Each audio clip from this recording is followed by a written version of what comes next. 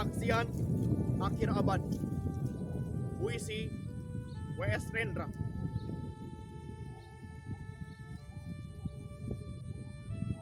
Mata tangis menerpa pintu kalbuku. Bau anyir darah mengganggu tidur malamku.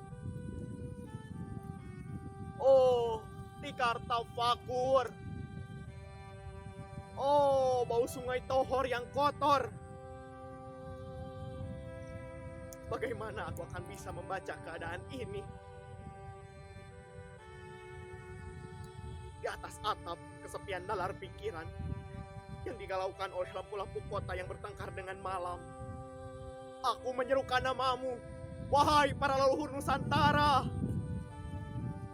Oh, Sanjaya, leluhur dari kebudayaan tanah. Oh, Punawarman, leluhur dari kebudayaan air. Kedua wangsamu telah mampu mempersekutukan budaya tanah dan air. Oh, Resi Kuturan. Oh, Resi Nirarta. Empu tampan yang penuh kedamaian. Telah kamu ajarkan tatanan hidup yang aneka dan sejahtera yang dijaga oleh Dewan Hukum Adat. Oh, bagaimana aku bisa mengerti bahasa bising dari bangsaku kini? Oh, Kajau Lalido, bintang cemerlang Tanah Ugi, negarawan yang pintar dan bijaksana. Telah kamu ajarkan aturan permainan di dalam benturan-benturan keinginan yang berbagai ragam di dalam kehidupan. Ada, bicara, rapang dan wari. Oh, lihatlah wajah-wajah berdarah dan rahim yang diperkosa muncul dari puing-puing tatanan hidup yang porak-poranda. Kejahatan kasat mata tertawa tanpa pengadilan. Kekuasaan, kekerasan, berak dan berdahak di atas bendera kebangsaan.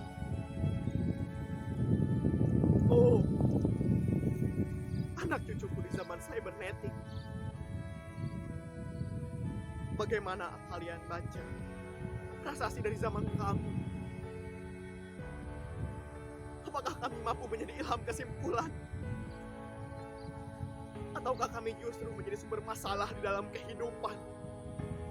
Dengan puisi ini aku bersaksi bahwa rakyat Indonesia belum merdeka. Rakyat yang tanpa hak hukum bukanlah rakyat yang merdeka.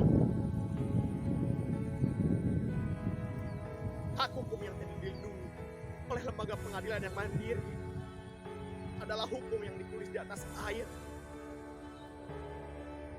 Bagaimana rakyat bisa merdeka bila polisi menjadi aparat pemerintah dan tidak menjadi aparat hukum yang melindungi hak warga negara? Bagaimana rakyat bisa merdeka bila birokrasi negara tidak menjadi aparat rakyat, melainkan menjadi aparat pemerintah yang berkuasa? Bagaimana rakyat bisa merdeka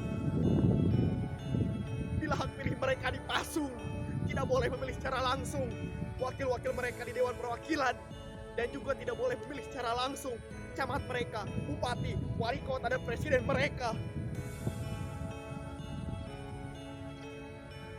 Dan partai-partai politik menganggap rakyat hanya abdi partai yang dinamakan masa politik partai, kaula partai, atau hamba partai. Bagaimana rakyat bisa merdeka bila pemerintah mewetengkan perdagangan antar daerah dan mengembangkan marketalisme daendels sehingga rela menekan kesejahteraan buruh, petani, nelayan, guru, dan sendarnu berpangkat rendah? Bagaimana rakyat bisa merdeka bila provinsi-provinsi sekadar menjadi tanah jajahan pemerintah pusat, tidak boleh mengatur ekonominya sendiri, tatanan hidupnya sendiri, dan juga keamanannya sendiri? Ayam, serigala, macan ataupun gajah, semuanya peka pada wilayahnya. Setiap orang juga ingin berdaulat di dalam rumah tangganya. Setiap penduduk ingin berdaulat di dalam kampungnya. Dan kehidupan berbangsa tidak perlu meresak daulat kedaerahan. Hasrat berbangsa adalah naluri rakyat untuk menjalin ikatan daya cipta antar suku yang penuh keanekaan hidup dan memaklumkan wilayah pergaulan yang lebih luas untuk merdeka bersama. Tapi lihatlah selubung kabut saat ini.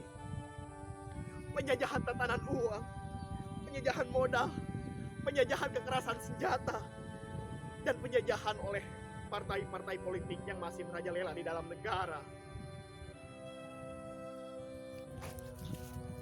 Dengan puisi ini aku bersaksi bahwa sampai saat puisi ini aku tanda tangani, para elit politik yang berkedudukan ataupun yang masih di jalan tidak pernah memperjuangkan sarana-sarana kemerdekaan rakyat. Mereka hanya rusuh dan gaduh memperjuangkan kedaulatan golongan dan partainya sendiri.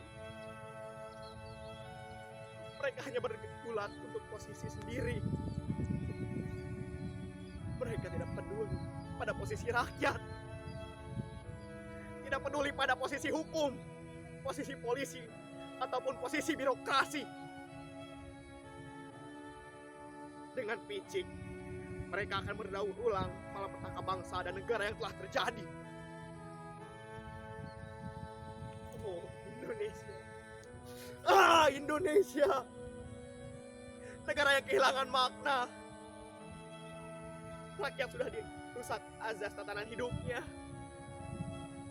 Berarti sudah dirusak dasar peradabannya.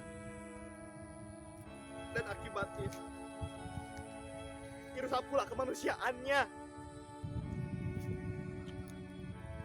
Maka sekarang negara tinggal menjadi peta.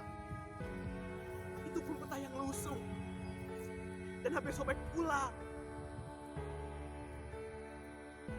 Pendangkalan kehidupan bangsa telah terjadi. Tata nilai rancung, dusta, pencurian, penjarahan dan kekerasan halal. Manusia sekedar semak belukar yang gampang dikacau dan dibakar. Paket-paket pikiran yang mudah dijajakan. Penalaran amarah yang salah mendorong rakyat terpecah belah.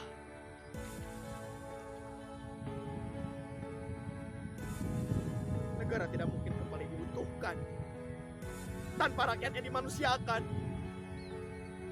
Dan manusia tidak mungkin menjadi manusia tanpa hidupkan hati nuraninya. Hati nurani adalah hakim adil untuk diri kita sendiri. Hati nurani adalah sumber dari kesadaran akan kemerdekaan pribadi. Dengan puisi ini aku bersaksi bahwa hati nurani itu meski dibakar tidak bisa menjadi abu. Hati nurani senantiasa bisa bersemi meski sudah ditebang, diputus di batang. Begitulah fitrah manusia, ciptaan Tuhan yang Maha Esa. Candi Cetung, 31 Desember